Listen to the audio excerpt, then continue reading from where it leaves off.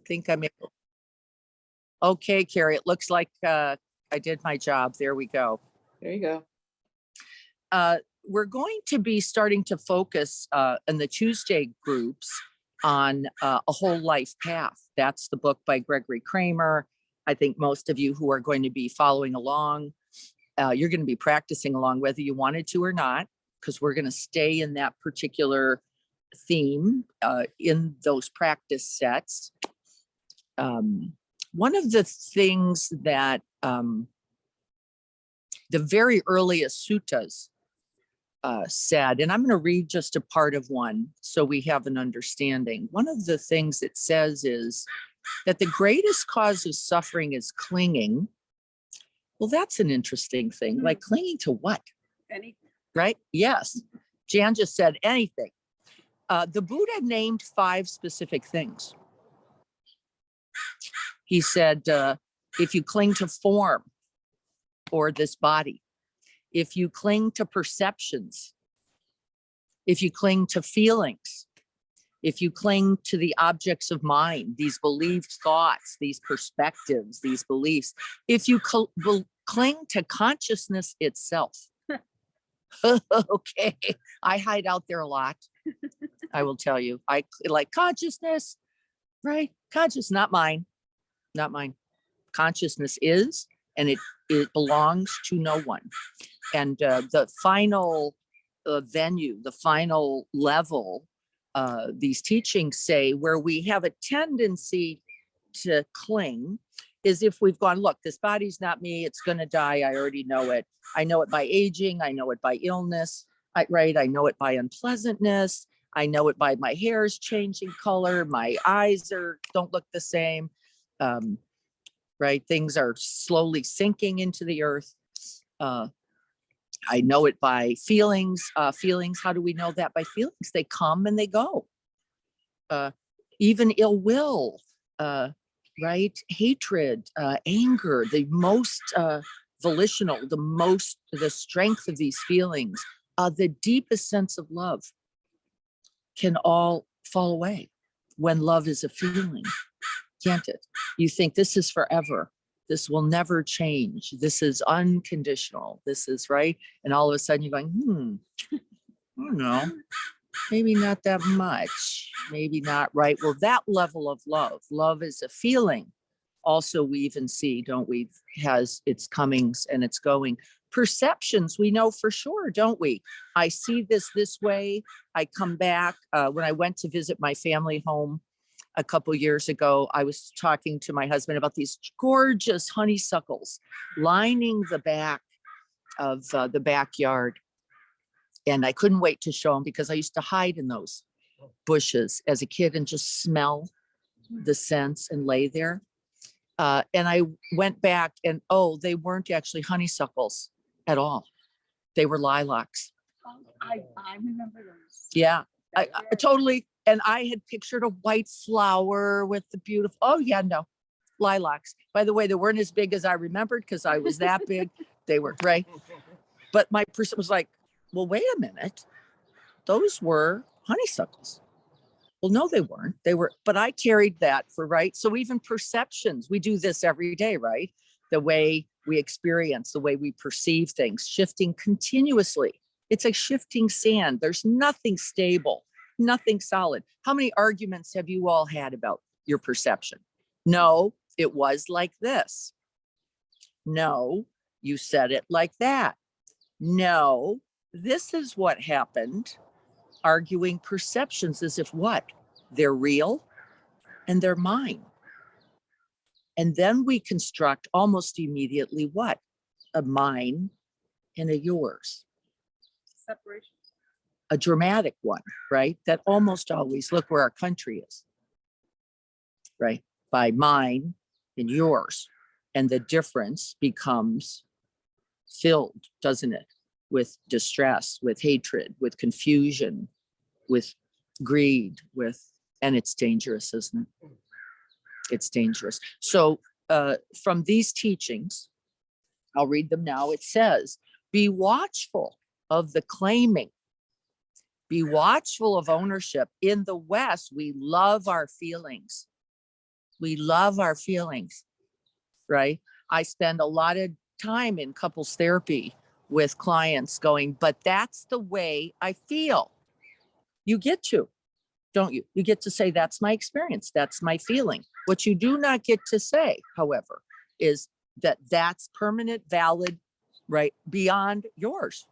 This is what this is for me. And most of the couples work I do is, can you hear the feeling of another as their experience and hold space for that, even when it isn't yours, even when it's not my perception either. And by the way, it's very difficult. It says the further down the aggregate line we go from form, because we sort of go, well, things keep changing because what we have seasons. We go like, that's a little more yellow than it was at the beginning of the summer, right? That okay, so you can't really grab onto that. But the further down the line we go, what does it say? The more clinging there is, all the way down to consciousness and the time of death, where we go, wait, not this. As consciousness itself is transitioning, is all we can say. Okay. Understanding about this so far, is this making some kind of sense? Those 5 fields are called aggregates, and we are made up of each, right? A collection of the body, a collection of feelings, a collection of perceptions, of mental formations, things that we are conditioned to have and are clinging to them, is the essence of the sutta says, is the single sole cause of our suffering. And are clinging to them, the single sole cause of suffering. Not body coming and going, not the clinging to it, right? And this is a deep and essential teaching. It was the second teaching, by the way, of the Buddha. He went, this is important. We don't want to blow by this one because without some understanding of this, we cannot be free of suffering. And here's what that sutta says. I'll read a little of it again later, but I'm just going to read this first part. Form, feeling, perception, mental fabrications, consciousness itself is not self. Pretty clean. If consciousness were self, this consciousness would not lend itself to dis-ease. If consciousness were the self, if it was conditioned, the consciousness itself would not lend itself to dis-ease or the end of suffering. It would be possible to say, with regard to consciousness, just as an example, let my consciousness be thus. Let my you'd have control of it. Let my consciousness be thus. But precisely because consciousness is not self, consciousness lends itself to the end of suffering. Because when we rest there, we are no longer bound in the conditioned states. And it is not possible to say with regard to consciousness, let my consciousness be thus. Let my consciousness be thus. Very simple, right? Don't we? Yes, we do. Don't we? Mine, I understand, I got, I see, right? We're very fascinated by the pronoun, aren't we? We're going to do a practice today. Let's see how it goes. I just had a thought about it. And we're going to spend a little time with a different phrase, not this is mine. Let's see how that goes. I'm going to wrap myself up just a little bit. Carrie, I'm going to check in with you to make sure there's nothing in chat or Nope. All good. that okay. Everybody can hear me okay? So far. So far, that's exactly. You nailed that one to the board. So far. Mhm. So far. All right, everyone. Wonderful to see you this morning. Let's find a comfortable posture for our practice. I'm going to be sitting up a little bit I'll see how well I do for how long. Don't know.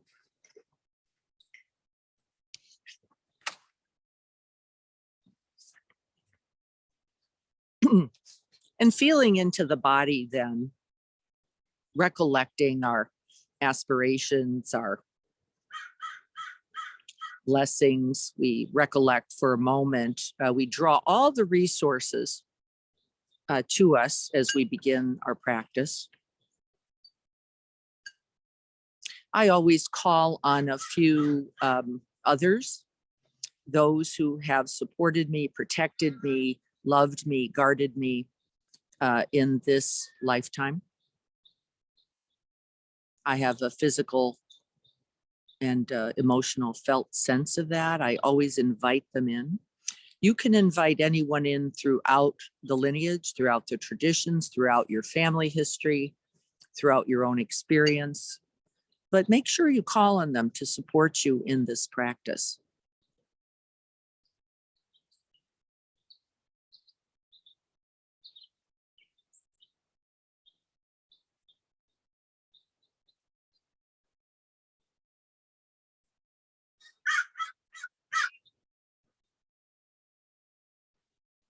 You can call on things that are from the moment before, from the past, from the beginning of time.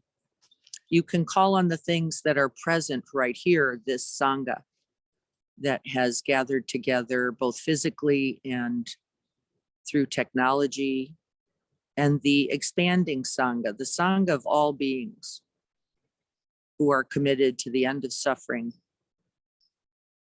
and the wish for true, abiding, unconditional happiness and freedom.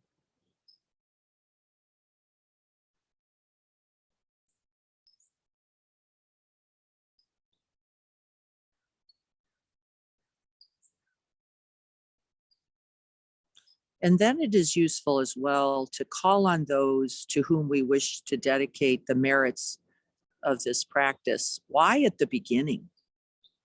Because it strengthens our motivation. We're not just practicing for that illusory, delusional self.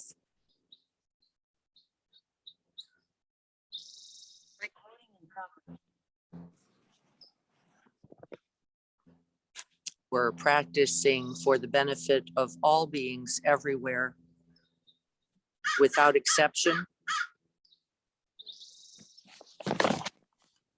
omitting none.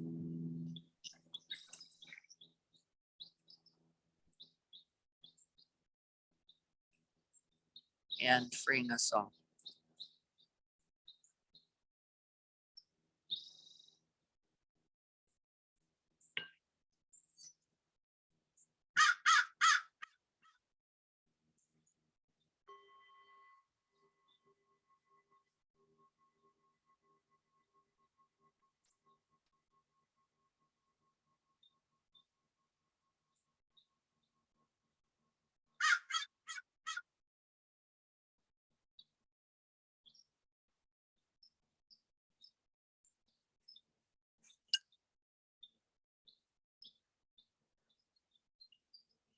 Inclining the mind towards the body.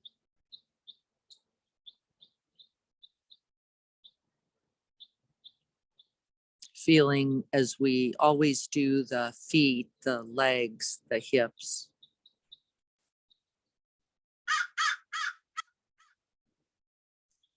Making contact with this part of the body.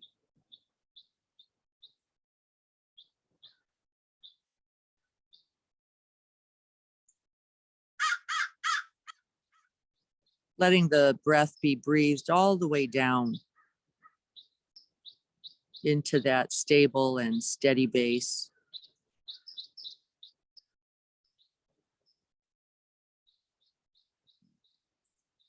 Feeling the sensations that are available there.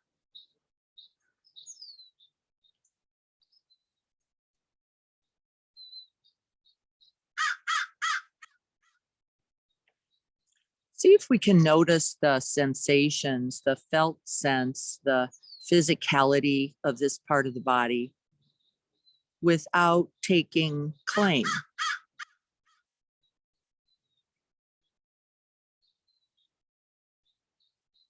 Without clinging to ownership,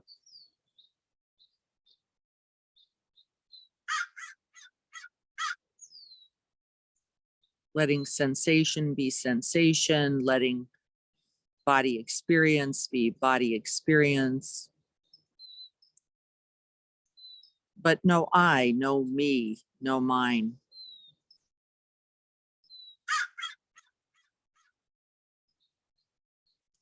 This is not mine.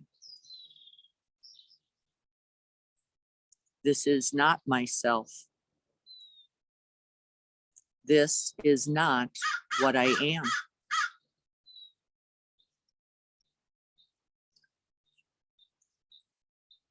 This does not mean denying, resisting, refusing experience. It means recognizing this is not me. This is not myself.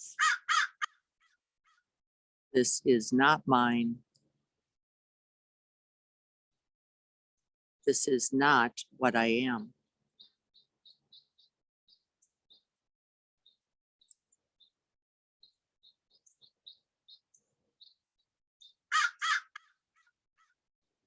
How does that impact your experience?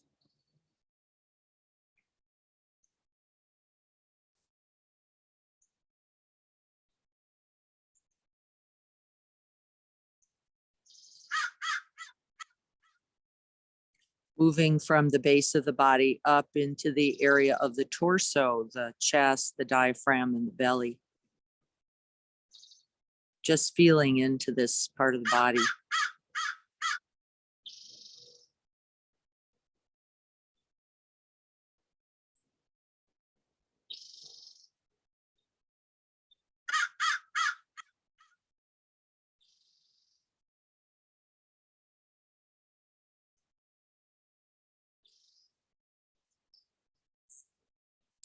Turning towards the felt sensations of the breath.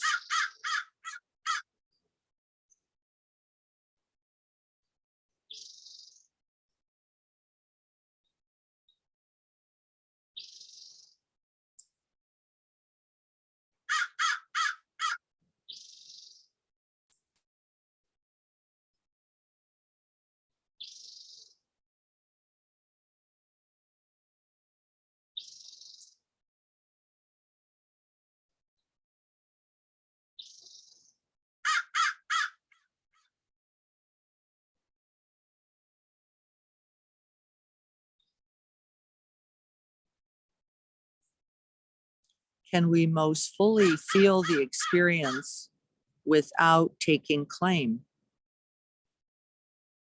Without making it my chest, my diaphragm, my belly.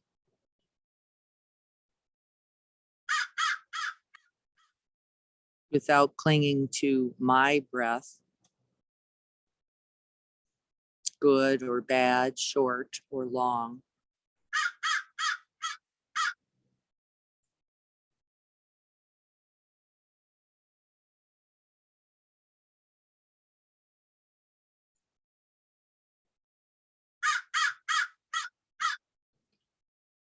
Can we allow the breath to be breathed without constructing a breather?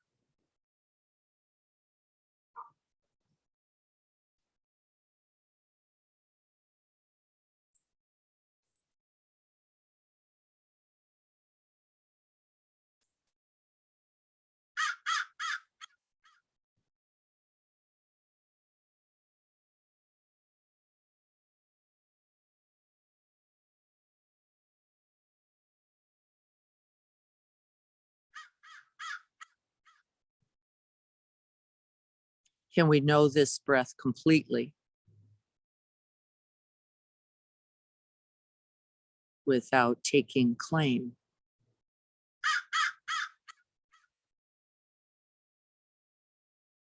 This breath is not me.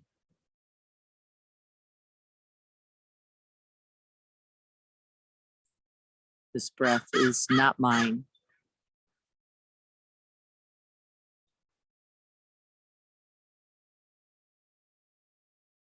This breath is not what I am.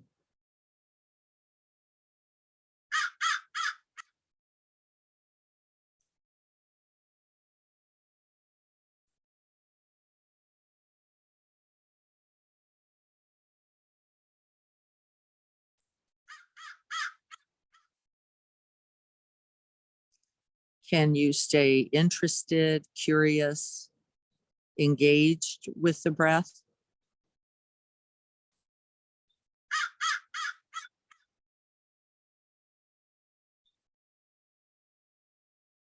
Or do you notice that once we release that ownership, once we release the selfness, the I-ness, that the breath becomes an uninteresting object?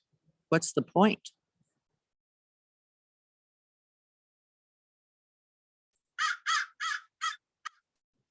Or do you notice that you cling just a little bit more? Wait a minute.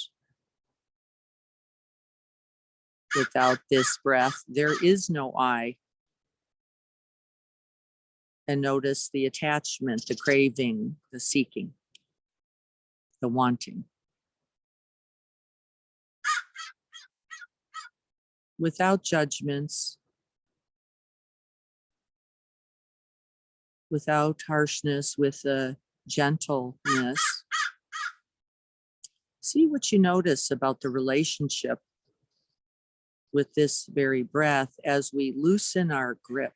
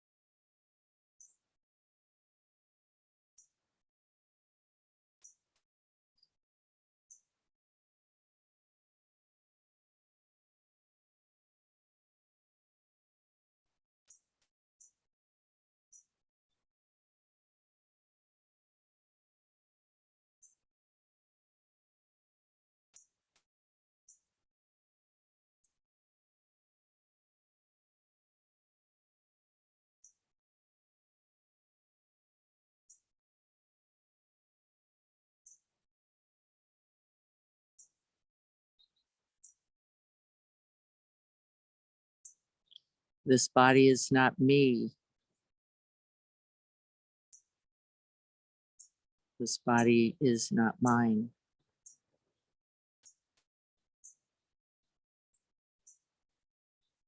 This body is not what I am.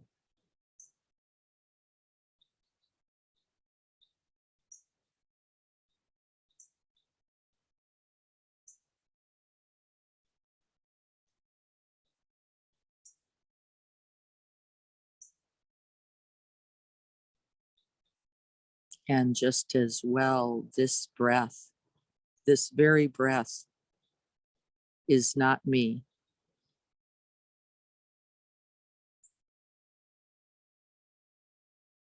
This breath is not mine.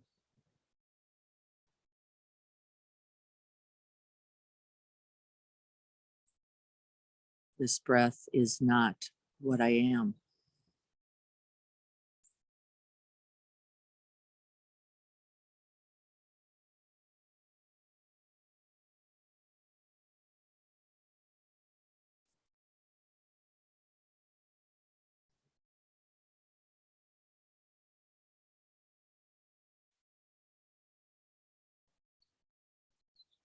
And then we could shift from form to feelings.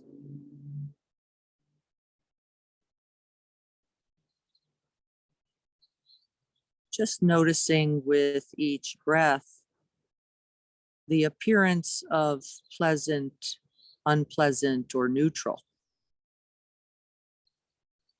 The sound of the sweet singing bird, the caw of the crow, sounds of the traffic,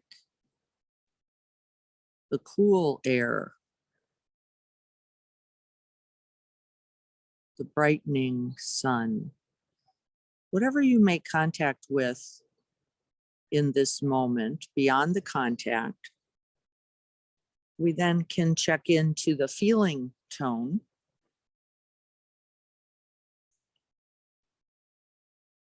Just investigating that for a moment. Might be this very breath.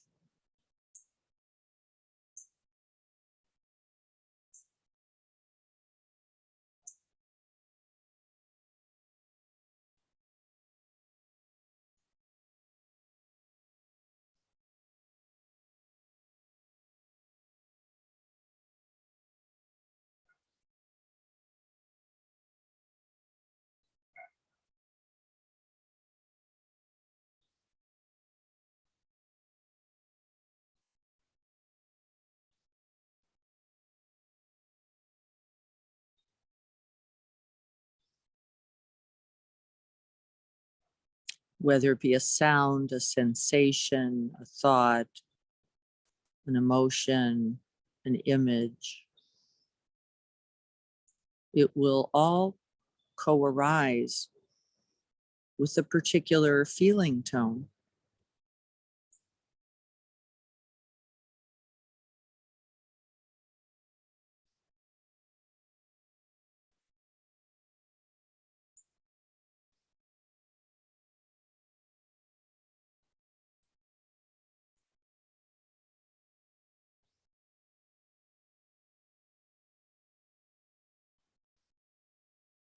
Can we bring awareness to these feelings and also remember these feelings, pleasant, unpleasant, and neutral? They are not me.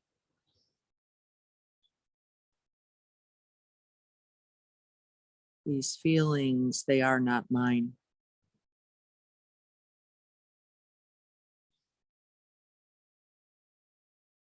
These feelings are not what I am,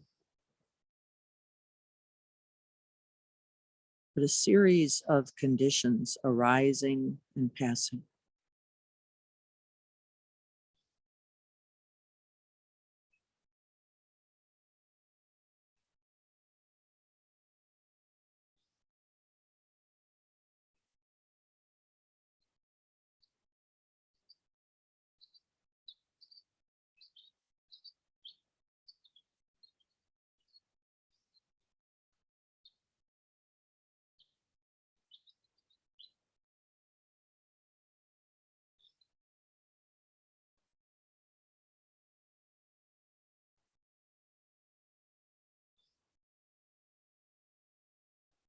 It's like shedding layers of skin.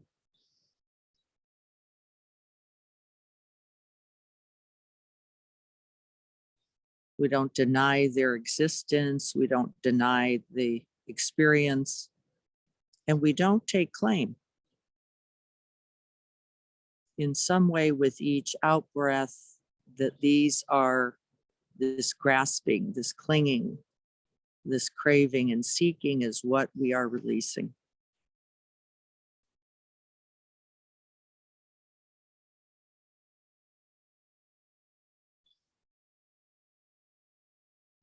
We could switch then to the experience of perceptions. For that, I'm simply going to use sound.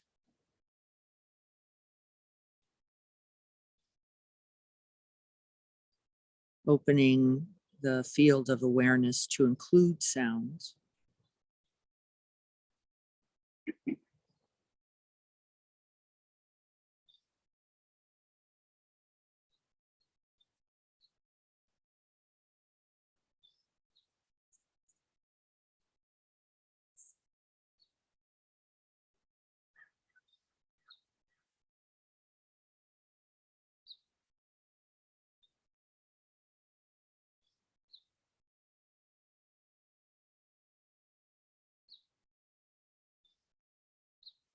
Recognizing the feeling tones that arise with sound.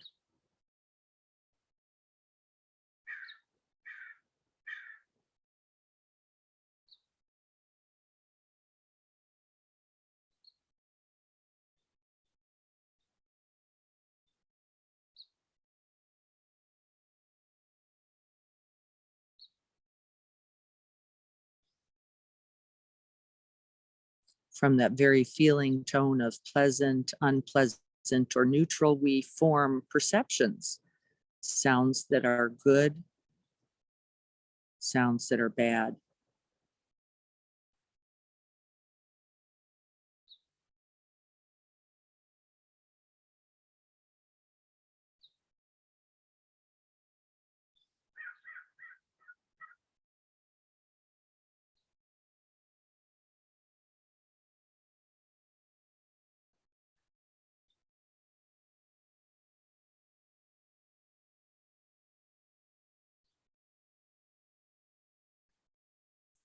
This sound, whether it be pleasant, unpleasant, or neutral, this sound is not me.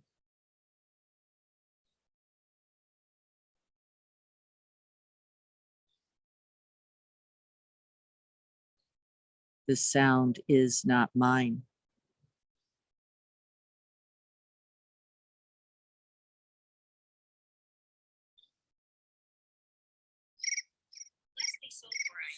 This sound is not what I am.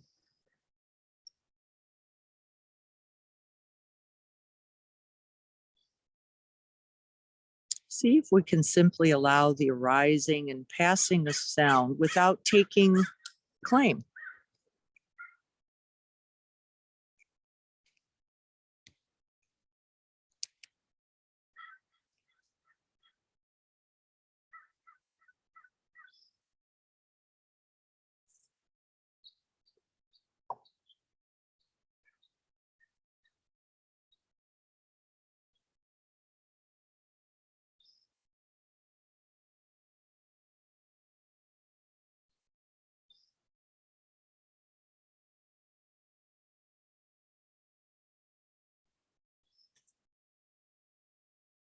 And then letting go of sound, seeing if we can simply move up into the mental formations, the thoughts about sound,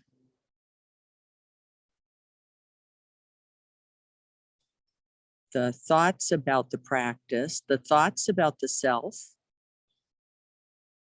the thoughts about the teaching, the thoughts about the day.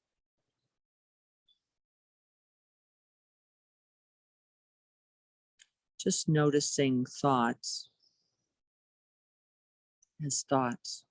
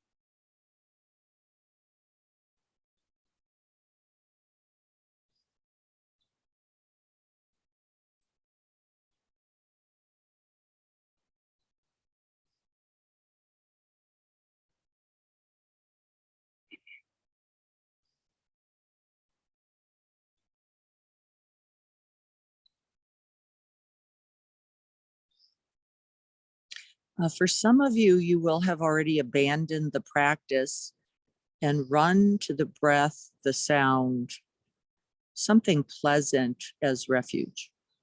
Just noticing.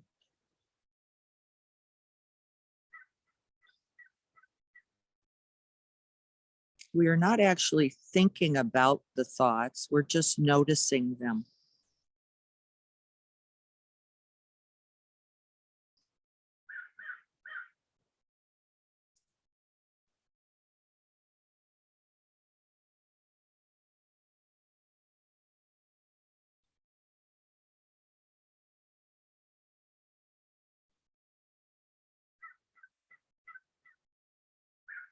Whether you can recognize it or not, there is a lot of ownership around thoughts, around the reality that the thoughts construct, around the rightness, the trueness, the validity of those thoughts. What would it mean if we simply recognized thought as thought without that claim? not my thought, simply thought arising and passing.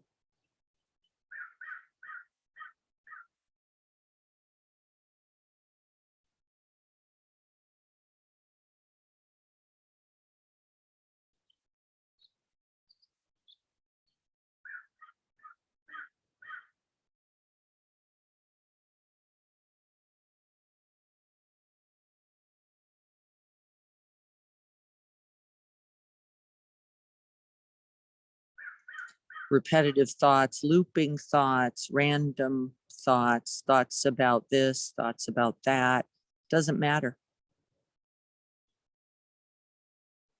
These thoughts are not me.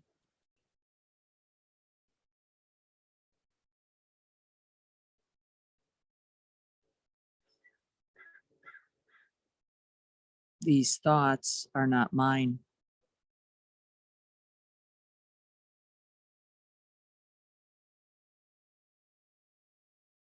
These thoughts are not what I am.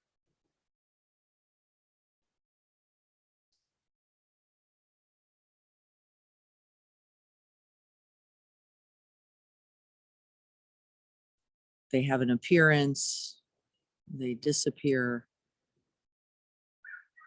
Nothing to cling to, nothing to prevent, nothing to grab,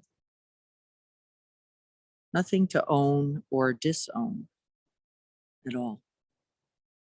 Like grabbing a cloud and claiming it as yours.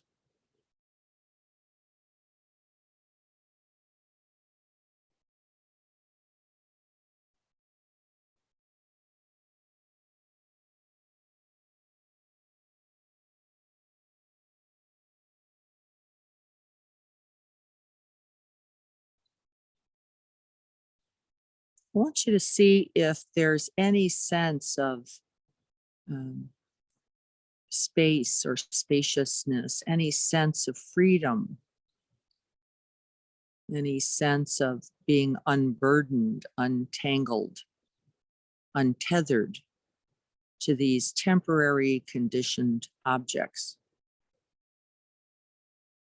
See if there's any freedom.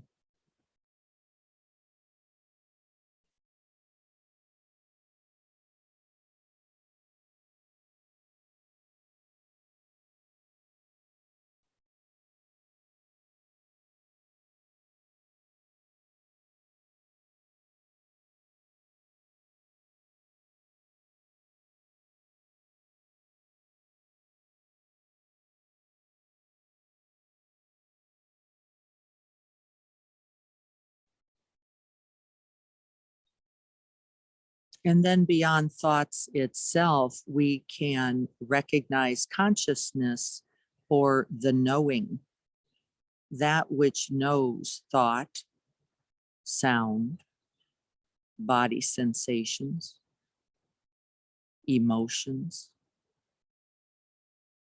perceptions. Let's just rest in that vast open space, letting all the objects appear and disappear, whatever they are, and making contact with that knowing.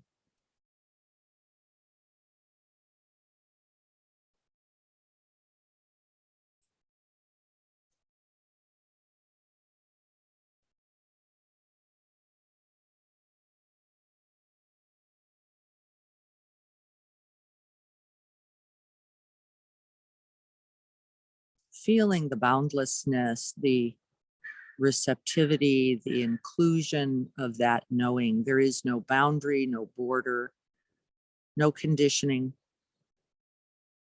no claim.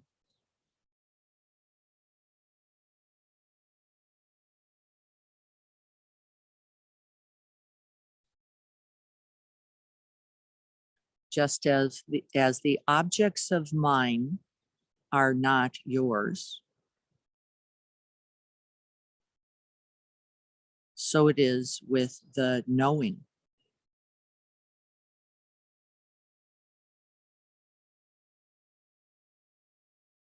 This knowing is not me.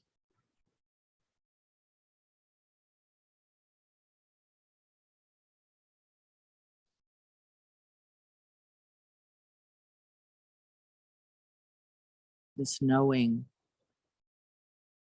is not mine.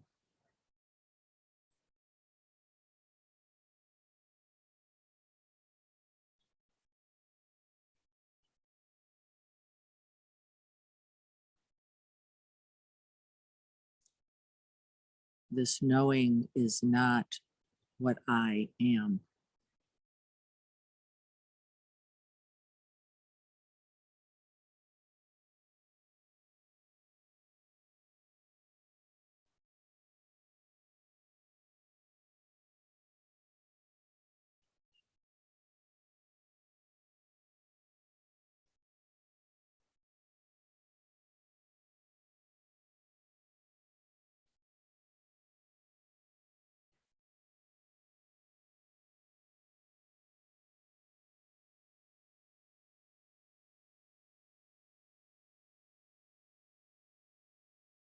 And in this complete release, we smile. Nothing to control, to manage, to claim, or get rid of at all.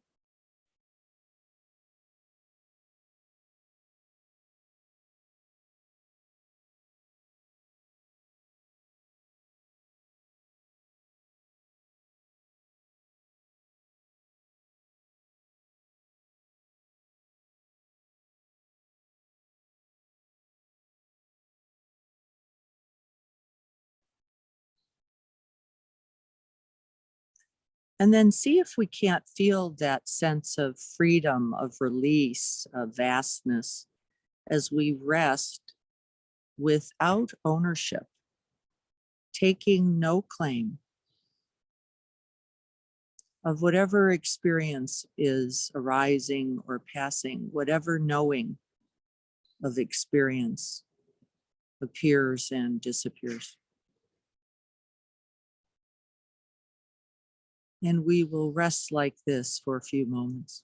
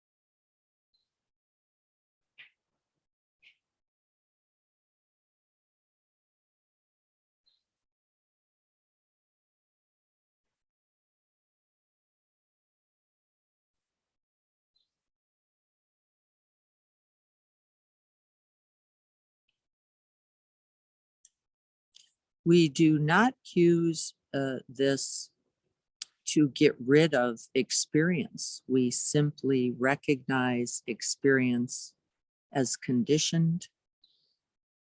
We do not take claim or ownership, and we do not push it away. It is not solid, permanent, fixed, or personal.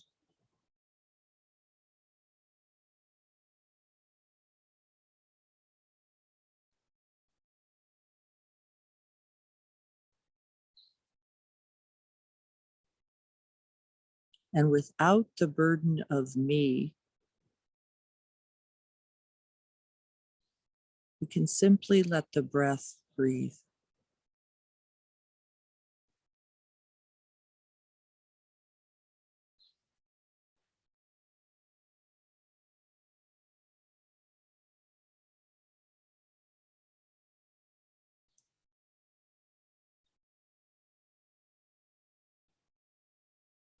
Unconditioned, untethered, untangled, in full release.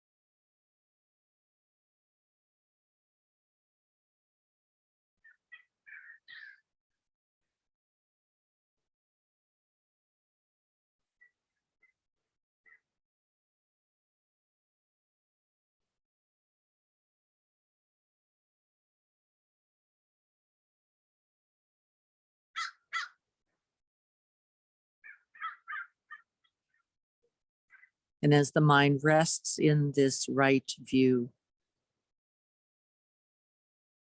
we are free from affliction, from suffering, from self-making, from striving or craving or rejection.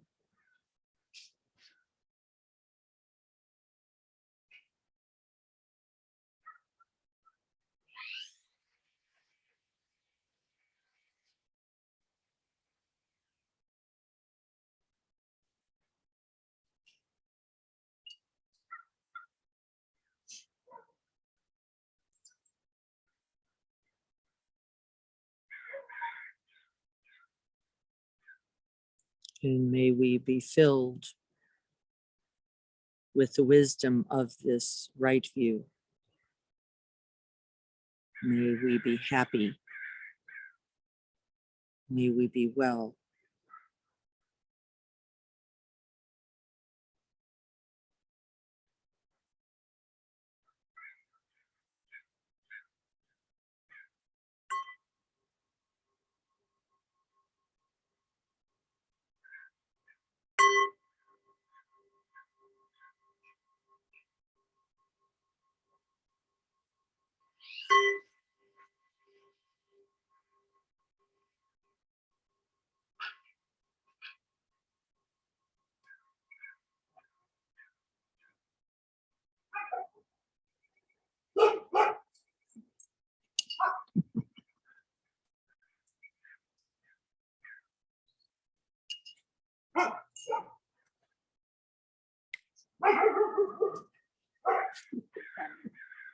Perfect timing.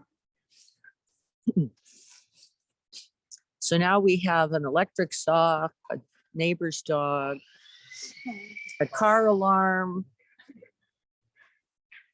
And this too is not me. This too is not mine.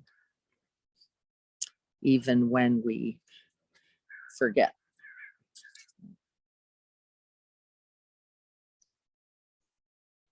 So I'm just going to check in here, see what people's experience of this practice. And then I'm going to read something only because it's a completely different way of reflecting on these very same teachings. That's a little quote by John O'Donohue on beautifying the mind, which is exactly what we just did. Beautifying the mind. And so how is that? How is this very practice, this checking in on all those conditioned elements, those aggregates they are called, and then releasing them? How do you sense that might be the actual path to beautifying the mind?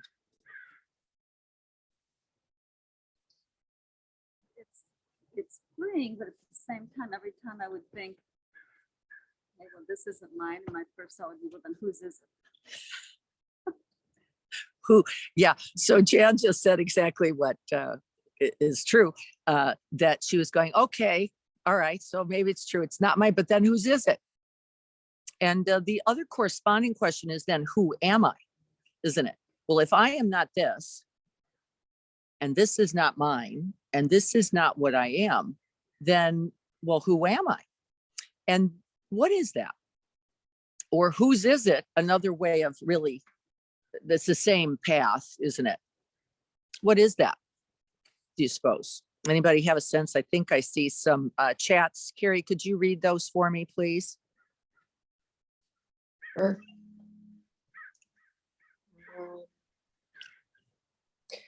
Dennis says, a deep pool of pulling me in and then releasing. Yes, a sense of Right. being pulled in and then released. Yes, a kind of contractedness, isn't it? A kind of, with grasping comes a kind of in mind body, like being drawn into something and then released into form, says the Buddha, whatever it is, right? The form of a pool, a lake, a body, the form of a cloud, the form of a spirit, the form of light, the form we have a tendency to want to place, don't we? It's a little comforting to go glink that. And that's that question then, whose is it or who am I is what? I want to know the what. And what if it's whatless? Whatless? Whatless.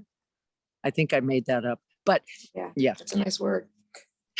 whatless, wholess. And How Greg about that one? says, That and sounds like and Dr. there is a Seuss. We witness could to write it a all. book about this. The wholessness of who. Right?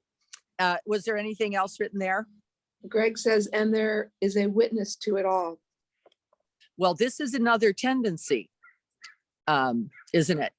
That's another beautiful statement. Thank you. So Greg said, and there is a witness to it all. So what about that? I think that's where I get hung up because, like, I have to articulate this. It's like conceptually, I can recognize the sort of dropping back through each of these steps. Conceptually, I can recognize even the sort of like dissolution or dissolving into an open field of consciousness. I think that Hang on, I'm listening. I'll tell you. I think that I've felt it once or twice, but even within this open field of consciousness, as Greg just said, there's a perceiver, there's a witness, and just that moment is there's separation. Yes. As soon as there's recognition of a witness or a perceiver, Yes. you're making two. Yes. Yes, that's right. So Anthony said it, I think, probably better than I was going to articulate. So I'm going to stick with his frame on this. He said, the minute you have a witness, a perceiver, an experiencer, a beer, a seer, a doer, an anything, you've got an it out there. You've got the object, that which is being now experienced, witnessed, seen, and that makes two. And the minute you have two, you have separation. And the minute you have separation, you have suffering. The minute you go, mine, yours. I did it this morning when I said, my husband said, it's pretty important for us to wear the mask when we're in this thing, right? Now I've got a him and me rather than we are going to be wearing masks when we're in the yard. Right. I felt that when you said that. Yes, you did. I felt like we didn't agree on it. That's right. As opposed Of course to you my did. Household said. We are going to. I did it there. Subtle, not so subtle. But to know it. I knew it when I said it. Now I the guess I eyes can, will- I'm sorry. Go ahead, Liam. I mean, I'm really not getting this, but that's okay. It's I very will difficult. be, I will be teaching. in the not getting, right? So Good. I mean, I get the whole household versus my husband, and then I try to apply that back to, I mean, during I guess the practice, I was, probably the one thing that helped me the most is, and usually does, is kind of this concept of the cloud, that's just kind of it's not really something you can hold on to, right? But I guess the fact that, I'm so used to gripping is my natural state. So it's almost like the opposite for me, like if I'm, Yes. if I am not that gripping, if I'm not a checklist, if I am not, Yes. The you know, accomplishment, the doing, the if I'm not title. if I'm not accomplishing the task in front of me, okay, that's not me. All right, well then what the hell is me? Right. It's like, okay, That's right. well that's, yeah. So I guess it's okay. I'm struggling. That's fine. I'll accept that. But yeah, so I'm just kind of, Yeah, we kind of sort like of getting the it, but form. not really, but it's okay. Yeah, you are getting it. You're noticing the grip. I want some form, some handle, Pema says. I want a handle to hold. Right. And I love the grip. The You grip is love the my, grip. Yeah. I love, It's- if I don't have things to grip in front of me for the day, okay, Yeah. well, what, then I think that is the question. Well, then, okay, well, then what's going to happen then? Yes. Wouldn't that be fun to find out? Yes. Oh, you're going to. Yeah, and if You I didn't will have find 10 out. things to do today, I'm sure I would. But no, I just, anyway, I think, Well, you're going to find That's- out because eventually what? None of us gets to hold any of it. right, none of it really is there. It's not even real. And so there we are. If you manage to grip, tighten, hold, cling, title, accomplishment, right? So And good. not that they're Feels bad. so good. Yeah, it's not. Yeah. It feels good till it's not there. And I have to say that during the practice, there was a moment that I kind of released and was conscious about, wow, that's not me. Yeah. That's not who I am. Yeah. So just for a moment, you know, Yes. anyway, Yeah. And you just have to recognize that whatever it is we're clinging to, not that the clinging is moralistically bad, wrong. It's not the point. That's not the point. That's not the teaching, isn't it? To say, then you're stupid. well, you Then could you cling to flaunt- things that are joyful and wonderful. And Yes, I mean, we isn't do. clinging Don't go we? both ways? We cling to Or the always? pleasant as well. What did I say? Feelings, pleasant, unpleasant, and neutral. All of them lead to suffering. Great. Thanks. Not because it's pleasant. It's not Yeah, because it's thanks for pleasant, that. right? Yeah, thanks. Really Yeah. awesome. Thank you. That ruined my day. Good morning. I Thanks. so understand. I spent 2 years screaming, no joke, waking up crying and screaming every night because I finally got this teaching. This teaching. And I woke up every single night screaming. "Ah!" Because I could feel the dissolve. And I didn't like it. Because it felt like nothing, no thing. And that's also false. Because no thing is a thing also. Isn't that crazy? No more true than the witness or the not witness. It's and there's a whole bunch of teaching where we're not going to conceptualize this because it'll make us all nuts, right? But it's no more true because no thing is also a thing we're clinging to. And this is the path of the middle way. No this or that. No grabbing, no clinging, no or rejecting. And we don't like it. Now the we, let's be careful, is that mind which clings to form, to perception, to feeling, to consciousness. Right? Most traditions, by the way, many will rest in the consciousness part, right? As a place to hang out. And these teachings push us a little further, don't they? Uh-oh, not this, not that. And the Leanne said it really with a lot of humility and a lot of honesty, and I'm always grateful for that. She said, yeah, then what? You're welcome. Yes. Then what? If not this or that, not no thing or everything, right? And that's these teachings. That's why they're so difficult to read, because what does it say? I am not this thing and I am not no thing. And we all go, bleh, give me something. Give me a side. I'm not a Republican. I'm not a Democrat. I'm not an independent. I'm not a mask wearer. I'm not a not mask wearer. I'm not a, You nothing. and then are you nothing? This is the seeking mind. So then are you nothing? Because now you're taking it again, aren't you? Anything that ends with I am, bang, pick a word. Could anybody pick a word? No, you can't, can you? The I amness is the clinging. And we, again, it's okay. We're all just, right? We're just taking, like, there's the nature of mind. There it is. It's now, what's the point of the teaching then? I want to get to that. And then I'll read John O'Donohue just for a whole different feeling about this. The whole point of the teaching is to say, if you do not understand this and do not practice in accord with this, you cannot have right view. You will not understand right view. It is the very first of the Noble Eightfold Path. It is the very base of it. If you do not understand this, that doesn't mean always get it or perfectly understand that I'm not nothing or everything, right?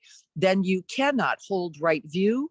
And in the not being able to rest in that view, which by the way is called no view, just to further confound it. Right? Because you start getting attached to the view, right? You start, okay, there's a view. Give me the view. What's the view? The minute you grab it, you're already got a problem. Right view is the wisdom of the present moment with the arising conditions as they are. And so what do we grab? What could you grab? The clarity, the Dhamma of the present moment with the arising conditions exactly as they are. Then what do you hold on to? I don't know either. I'm just here then. That's what you've got. You just arrive here, you drop in here, you be here, yeah, right? That's the practice. As simple as it sounds, right? Not so easy without confounding it with, I want this, I want to land somewhere, I want to rest in something, I want to, yeah. I'm going to read the chats and then I'm going to read the John O'Donohue because I want you to feel the difference. He's saying exactly the same thing, by the way. Shivam says, to wear or not to wear, wear. The thrill is the release. Yeah, that's for sure, Dennis. Shivam says, the grip is such a deeply held habit. Boy, it almost feels like natural, doesn't it? It's so habited. You just go, that's just it. That's just what is me. It's not true. When able to loosen for even a moment, there's a huge relief. Yes. And also a bit of anxiety. Yes. Or a feeling of instability. We call that groundlessness. Groundlessness. Yeah. Seeking anxiety or feeling of instability. Being so used to holding on so tight to the story of me and mine and I. Don't we need to see that? Don't we? Don't you need to feel the grip? That's the part of the teaching is to go, ooh, the minute I went not that, and that's what I screamed about for 2 years every night. And went to every teacher and every master and every Sangha and all over as far as I could go to go, how do you get rid of this?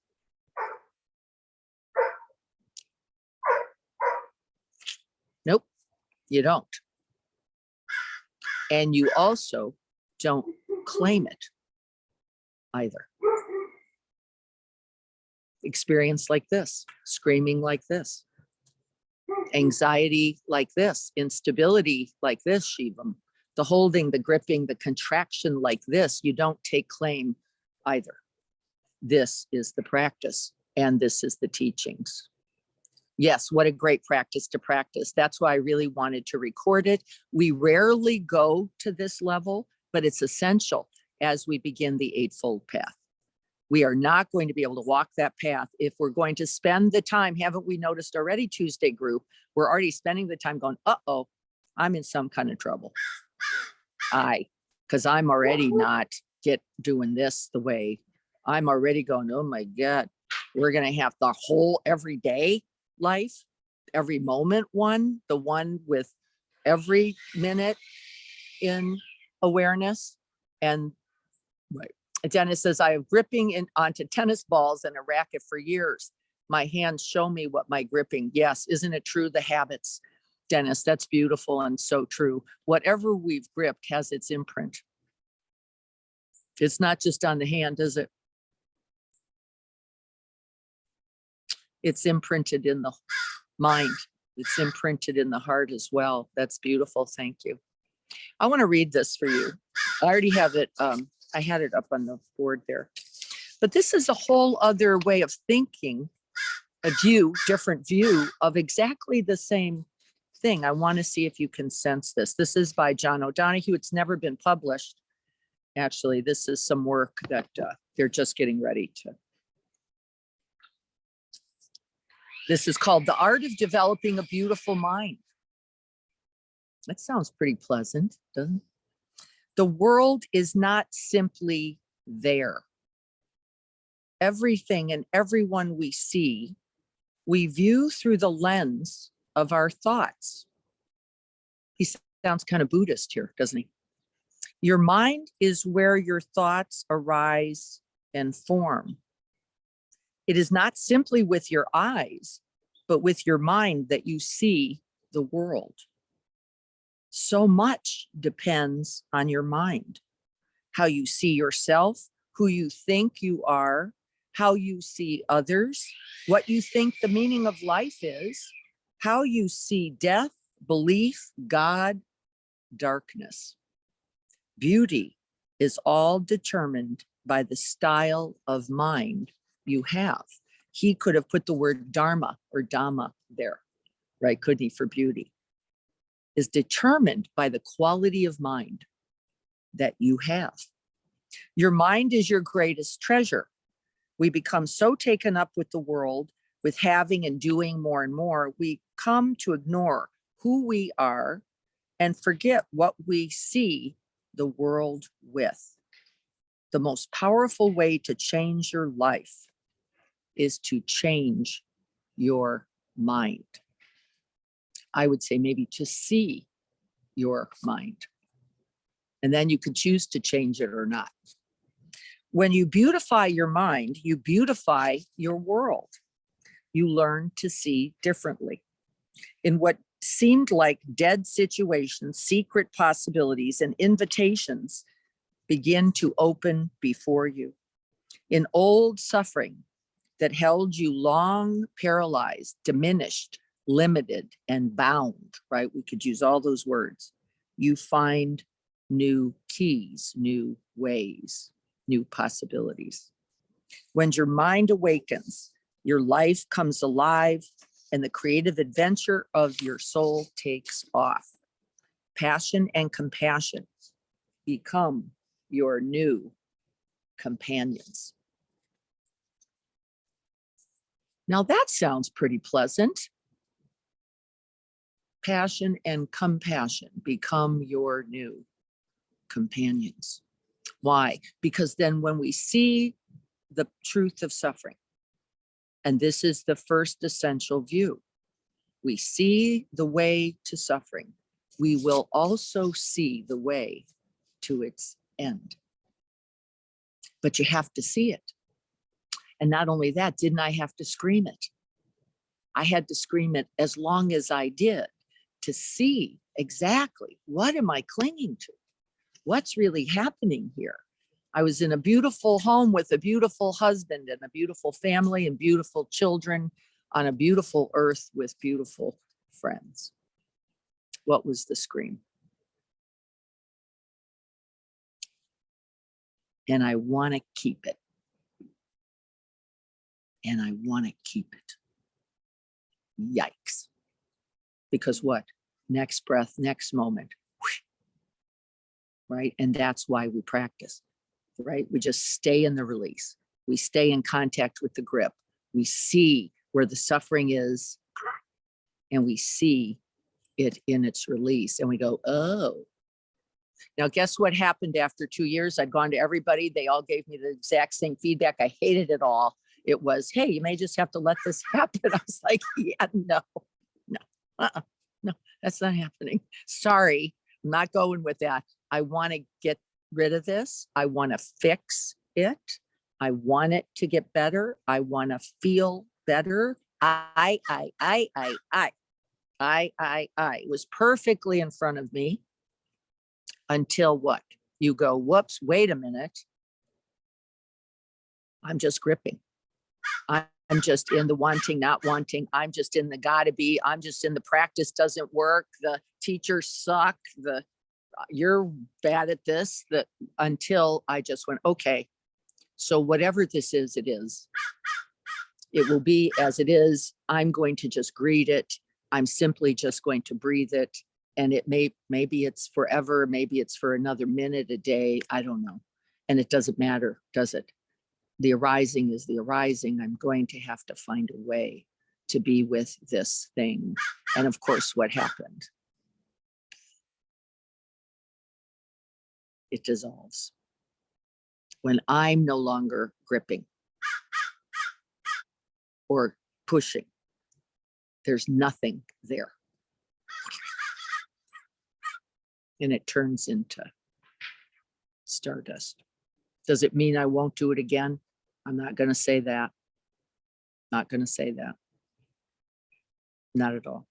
But will we all go through that? Is it a part of the path? Yes, we will.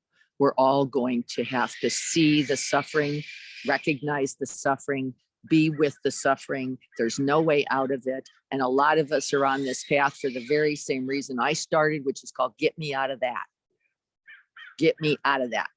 Whatever else this is, better get me out of that. Well, it's not getting you out of that. It's going to turn you right towards it. Then it's going to push you right in that direction. And all of you, just like me, are going to go, I don't know if I've got what it takes for this. I don't think so. There's got to be an easier way. Isn't there a mantra or a candle or a prayer or something to get me out of this? Tennis, said Joko. Maybe tennis. Dennis, I knew you'd appreciate that. Right. And so this is our practice, isn't it? Then we can you feel the motivation for that? Like, I don't want to keep doing this like this. I don't want this suffering. I don't want to get caught in this grip or in the pushing away or in the having to accomplish to be anything, right? And then we hold it lightly. Then we have beautified the mind. Then we rest simply in the boundlessness of the moment. That's it. Good, bad, and otherwise, it's fine. Right. You get this idea? All right. We're going to sit for just a minute. The grip, it's like a rope burn. You know it by its rash. You know it by its scratch. You know it by its and boy, don't we, that's the suffering. Yeah. Shivam just got the connection about gripping that which we don't want and would like to get rid of. Oh boy, yeah. Nowhere to turn except towards the blade. Oh boy. Towards the blade. I like the image of that because it is the truth of turning towards suffering. That's what Pema meant. But I want to be careful about not solidifying that too, right? Because the truth is when you really turn towards it, when you really see it, it's nothing also. It's simply thoughts, perceptions, feelings, right? They're aggregates. There's nothing really solid there either. We're just holding it solidly. And that's the rope burn.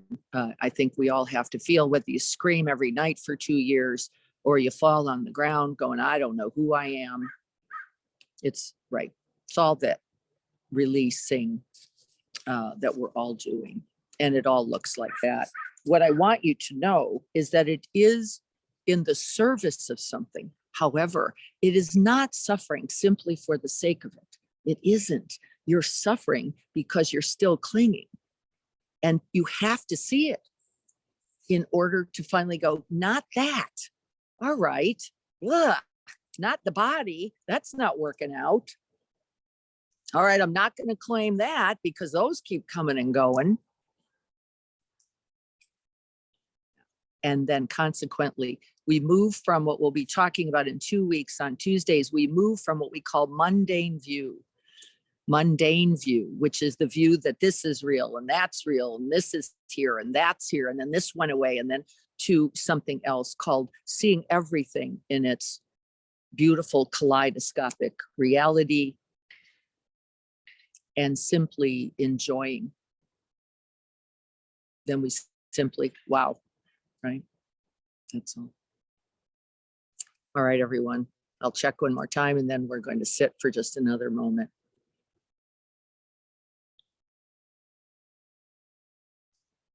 Who suffers is exactly one of these Zen koans. Who suffers is exactly right. Another one of my favorites. Yes, as Joko used to go, boop, bubbles, boop, reality, the perceived solid reality bubble, like, boop. And she'd do that when you started talking too long about yourself. And then I, her eyes were rolling in the back of her, like, boop. And that meant get off of you a little bit, because that might be where your problem is. Boop. That was probably one of her kinder moments. Boop. One of my favorite quotes on the illusory nature of self and thoughts is a quote by a teacher Norma Jean and I used to see, who used to say, your thoughts about your mother are not your mother. Isn't that fabulous? They're just thoughts. Thank goodness. Your thoughts about your mother are not your mother. Your thoughts then about yourself are not. Wow, now that really makes me get this. Thanks. You're welcome. Your thoughts about yourself are what? Not yourself. yourself. Don't we know this? Don't you get this? Thank you. I'm glad I brought that one up then. All right, here we are. We're going to sit for another moment, letting go of all the concepts, because forget it, folks. It won't help. Forget it. Not going to be there for you. We're just going to feel the body is the body. Not me, not mine, not who I am. We're going to hear sounds as sounds, letting them simply be sounds coming and going.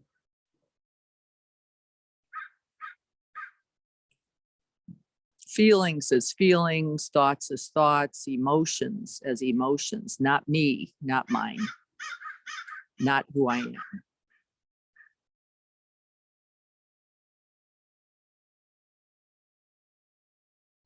And then we rest in the boundless, signless, colorless, timeless, boundless, vast space. We can't even cling to that.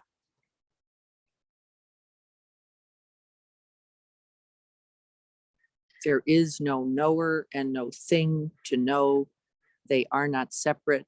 There is this moment, this arising.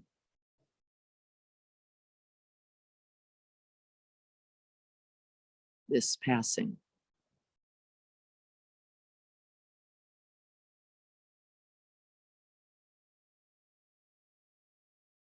May we dedicate all the wisdom, all the clarity, all the compassion, all the understanding and all the lack of understanding. It's all perfect and fine. We dedicate all of it to the end of suffering by seeing clearly the cause of suffering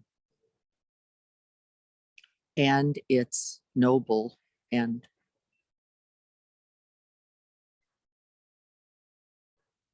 May we all be happy. May we all be free from self-making affliction.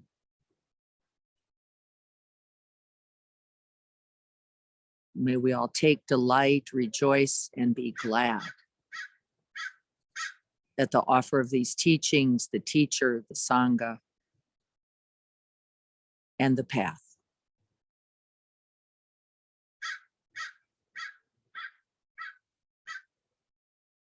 And may we rest then in the boundless open space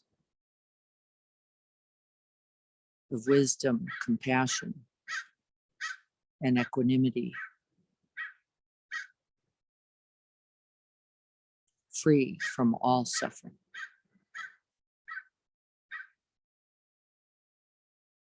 Free from all clinging.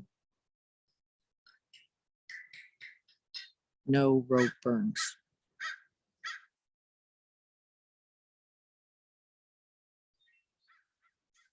And may this practice today contribute that this be so.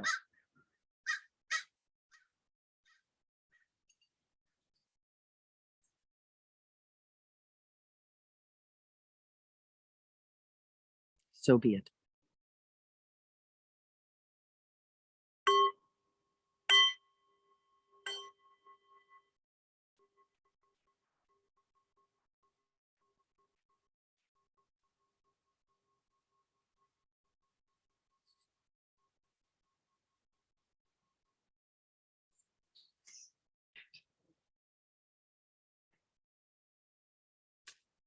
Thank you all for being here. We have 6 people here this morning. We're going to keep meeting out here. If it's not raining, we're here. If it's raining, we'll probably be here under there. I just want to set a path for us. And rather than we're here, we're not here, we're here, we're not here, we're here, we're not here, which is very confusing for all of us, including me. We're just going to say we're here and then we'll figure it out. So just plan on it. Saturdays at 7:30. If you don't have the book, A Whole Life Path, please consider getting it. It is a beautiful book with all of these teachings and concepts. We will be going over preparing for the Noble Eightfold Path, chapter 3 on Tuesday, and then we'll be jumping right in to the beginning of that path, which begins with this idea of right view. This week, I'd like you to do what? Let's practice those phrases. Not me, not mine. I am not this. This is not me. And see if you can't ungrip a little bit with calling that to mind, especially when we're right in it, right? Okay, I'm hearing somebody say Hey, something. Diane, Yeah. Diana, this Yeah. is Leanne. I wasn't sure, maybe at some point, we can always end with a link for a donation to EMC, which is always wonderful and allows us to do so much in the community. So just a Yes. quick touch point for everybody. Love Yeah. having everybody part of the community, and hopefully just a quick reminder. And maybe we can put it in chat at some point. But thank you. I'll be back to the garden after baseball Wonderful. ends. Uh, Thanks. We normally do include that link. Jim is our link maker, and he Wonderful. happens not to be at his computer. Yeah. And I can so work on we that will- too, but just a quick reminder for Yes. everybody. Carrie, I may hand that to you for a while. If Jim's going to be here, we will figure that out. But thank you for that reminder. It's very Yeah. important. We also have a donation drive for St. Andrews coming up. And February 15th, Yeah. Greg, is that correct? yes, So that for your Valentine's Day, hit the Dollar Nice. Tree, the 99-cent store somewhere, and actually buy a couple things for our St. Andrew's food basket. Those will be going to Carrie's house. Carrie, I think you'll have a driveway by then. Yep, Oh, going yeah, in right now. going in right now. Okay, that's great. All right, everyone, have a beautiful Thank weekend, a you. beautiful day. You're so welcome. Thank you. Thank you. Be well, everyone. Thank you. Bye. You're so welcome. Good to have you. Bye, everyone. Bye.